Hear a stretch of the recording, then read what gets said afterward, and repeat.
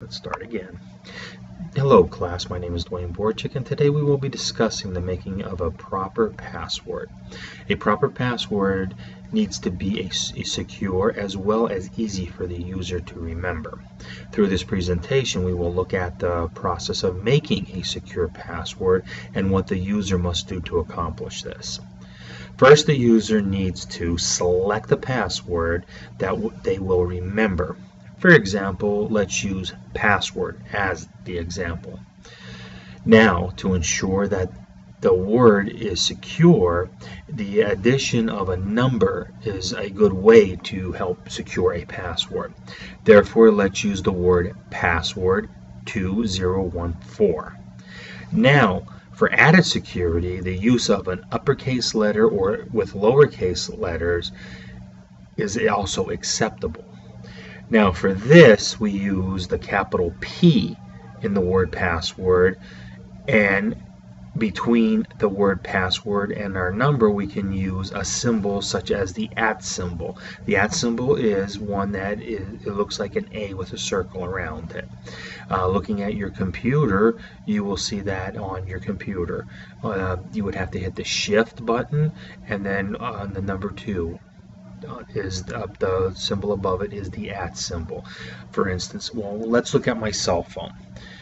I'm going to use my cell phone as a tool for us. So when you open up the cell phone, you will see you can see that there are numbers here on our cell phone. I'm sorry, I'm having trouble with it. On our cell phone you can see this little arrow. That's your Shift arrow. That's the arrow that you would point to right here. This little button is your Shift. That'll bring you up your numbers. You would hit your Shift button, bring up the numbers. That's right there is your @ button. So when you were typing, you would type in through your keyboard. You would write PA. You would hit the Shift up. That would bring everything to capital. Then you would hit PAP, then go back down to lowercase ASSWORD. Then you go down to numbers, hit your @ button, then you would type in 2014. By doing that, you've entered your password properly. In this way, when you hit the enter button, that would enter it in. Now, most cases you have to do this twice. For any type of password, they would ask you to enter your password in twice. After deciding on a password, say you're going to your computer, next you need to open up your PC to the proper location. The place for that would be in your control panel. Your control panel is located at the lower left corner of your computer. You would slide your mouse down to the lower left corner, click onto it. That will open up your Start. On your Start, you will see either a section called Control Panel. You would open up your Control Panel. Once you get into your Control Panel, newer computers or PCs have what's called applications in them, or accounts. You would open up your accounts. In your accounts, you will see you will find where there's a prompt in there that says to open up for a new user or family member. You could open that up and add somebody and add a password that way, or you can go to your same area called accounts, and it'll be called sign in. You would click on the sign in, and it would bring up 4 different password prompts. One is to put a picture in. One would be to put in a word like we're doing, which is a regular word. One would be a numerical number, a 4-digit PIN number. A lot of people use a PIN number because it gives them easy access to their computer. You type in your 4-digit number, such as when you would go to an ATM. It's the same concept. You would be able to type that in, and it would give you automatic access to your computer. Me personally, I find it more secure to use the regular way of doing it by using a password. I find that using a name with an uppercase letter as well as a symbol in between the letters and the numerical number is the safest way and the strongest way to secure your PC. Most people, when you first buy your computer or phone or laptop, whatever you buy, usually comes in the beginning. They ask you to set up a password. Anytime you open up an account, they ask you to set up a password.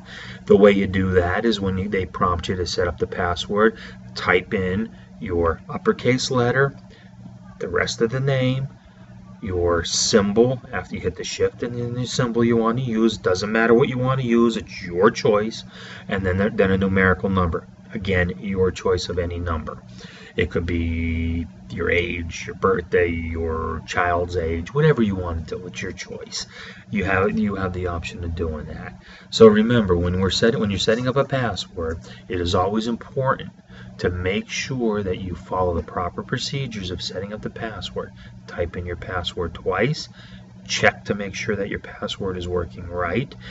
Also, whenever you use any type of device, whether it be your cell phone, your computer, and or your PC, your say television. A lot of things have passwords on these days, but anything that needs a password, always be sure that you put the proper password in and that it is a secure password. Do not use the same password over and over again. Always try to use a different one for different devices. Make them easy for you to remember and easy for you to use. So when installing and coming up with a password, first, make sure it's one that is easy for you to remember. Secondly, make sure that it is a secure password. Don't just type in a name or your birthday. Those aren't secure. You need to make sure that it is a name, a proper name or proper thing, using a capital letter and a lowercase letters, along with a numerical number and a symbol in between the both. That is the proper way to secure your any type of system that you're using with a password. Once you've entered them in through the prompts that they tell you that you can go into through your control panels or through your accounts, then you know your device is safe and well. Also, it is a good idea that every 6 months you should change your password. It's not common for people to do, but it is always good to always change your password. If you keep it on too long, there is a good chance, a very, very good chance that it can be hacked. Thank you for your time. I appreciate you taking the time to listen to me and to hear what I had to say. I thank you for taking the time out to hear how to set up a secure password. Have a good day.